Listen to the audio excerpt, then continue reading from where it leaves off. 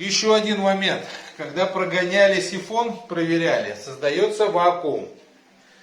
И снизу, когда, соответственно, сливаешь воду, здесь начинает булькать. То есть получается вакуум, пробка воздушная.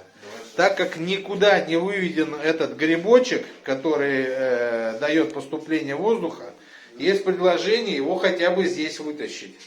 А то так и будут эти пробки происходить. Интересно, можем воду слить, еще показать, как это все происходит.